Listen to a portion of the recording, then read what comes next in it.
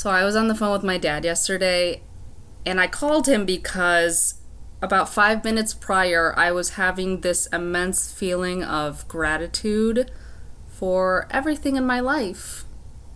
It was really fantastic, and if you had told me a couple years ago that I would be feeling immensely grateful and my first thing that I'd want to do is call my parents, I would have told you you were full of shit.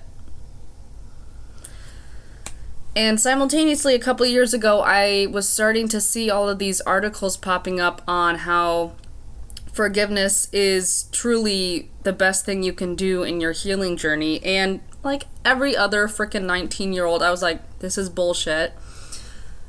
I've been to therapy. I have tried pretty much every manifestation hack. It's all bullshit. It really is. During the pandemic, I really got into law of attraction and law of assumption. That really worked for me. Law of attraction, I think, is bullshit. That's a whole other video. But law of assumption really resonated with me at the time because I was wanting to be somebody different. So it was easy to assume that other version of me and act as if, which is the basis of law of assumption if you didn't know. But I also started getting, of course, as soon as you start getting into law of attraction and law of assumption, I get all these videos on my YouTube popping up talking about blah, blah, blah, forgiveness, healing journey. And I've meditated pretty much my entire life. And of course, like everybody, life does not leave us unscathed. So I had a lot of traumas that I didn't want to hold on to, but I was holding on to. For whatever reason. Part of it was I was too scared to face it. How many young people actually want to face what's eating them up? You know what I mean? So I give myself grace. Give yourself grace. Seriously. But I really didn't want to face it. I was scared. I honestly liked the feeling that I was a victim. I think a lot of people can resonate with that, even if they don't want to admit it to themselves. There was definitely a part of me that was reveling in like, oh, this happened to me, and it makes me tough, that makes me strong, I made it through. Give it up. Grow up! I'm begging you, stop. It's not cool. Like, shit happens to everyone. Life doesn't stop, but by keeping hold of that, you stop your life. You know what I mean? Like, you basically freeze yourself within that moment and just hold it. Lately, I have been expanding what I want my life to look like. And like I said before, I've been to therapy for years. I'm conscious of habits I didn't want, but I didn't know how to break them, When I first attempted to really challenge these habits and beliefs, I kept reading everywhere, forgiveness. I did not want to believe it because it just felt too easy, and it felt too easy. It felt too simple. And I think I was so used to hurting myself and keeping hurt within myself that the idea of letting it go was just too painful. Pain. Beauty is pain, whatever. Yeah, it was all bullshit.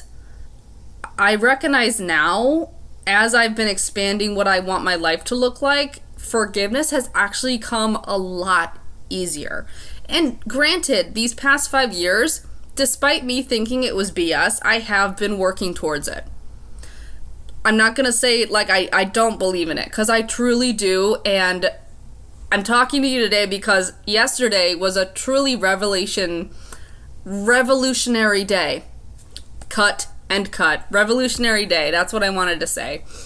It was truly a revolutionary day because not only was I in this habit of practicing forgiveness, and I had gotten to a neutral state, but not only that, the forgiveness had wound itself around to where I was actually feeling incredibly grateful for the experience.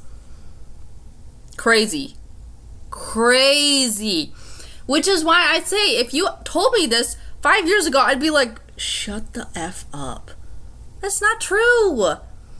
Life can change, and you don't even know how it can change. It can change. It's crazy. And I consider myself a master manifester. I will talk to you guys about that more in upcoming videos. I've always considered myself a master manifester even before I knew what that was. You know what I mean? When I was a kid, I would notice oh, I really like that, or I want this thing, or blah, blah, blah. And I'd forget about it. And then it'd pop up. And I would notice that, The pattern was there, and I'd be like, I asked for that, but Santa didn't give it to me. You know what I mean? Tangent. Sorry, Gemini energy. We're gonna get back to forgiveness now. These past 5 years, I have been trying my hardest, and it really was a forceful push, which is not the way to do it. I want to emphasize forgiveness is about a release. It is not about forcing forgiveness. That can pretty much cement your trauma or your disdain or your resentment further in you. So I want to emphasize forgiveness is a letting go. It is not a action to force. A lot of times, and I don't like the words accept, surrender, even the phrase let go, to let go, within this manifestation context and within the laws context, to me, that's always activated my ego, because my ego is a little worker bee. She loves a project. My ego loves to do routines, habits, to-do lists. As soon as I hear the words let go, accept, surrender, my ego brain is taking that as an action step. Like, I need to do something. I need to do something. Change that. Switch that up. Forgiveness is about letting go, but it's a release. It's about stopping yourself from perpetuating. And over the last couple years, I have noticed, the release of the resentment and the trauma and my attachment to that pain. It has released slowly but surely through plenty of habits and healing methods that I was religiously practicing. And honestly, I think I kind of formed a whole new habit into my head where life isn't all about healing. It's about living. But when you give yourself an idea that you need to heal from something, your brain will always find something to heal. So I don't recommend that. I'll talk to you guys about that in another video. So many things to talk about with you. But it became painful, less painful, neutral. And I did notice when my old traumas and behaviors and resentments no longer triggered that guilt and shame and pain. I did notice that. That was, a neutral state. So I basically, in my head, that was like the slowing of the snowball down the hill. Like the snowball had stopped falling. The momentum had stopped. And I just kind of was aware that it was neutral. Yesterday, I had gotten to a point where it was not only neutral, but it had wrapped itself back around to feeling like a good thing, feeling like positivity. And that is alchemy in itself. That is transmutation. That is, taking pain and creating from it. And that is not to glorify pain in any way. Absolutely not. But like I said earlier, life does not leave you unscathed. So I'm sure you have something in your life that's hurting you. Forgiveness is the key. I'm so serious.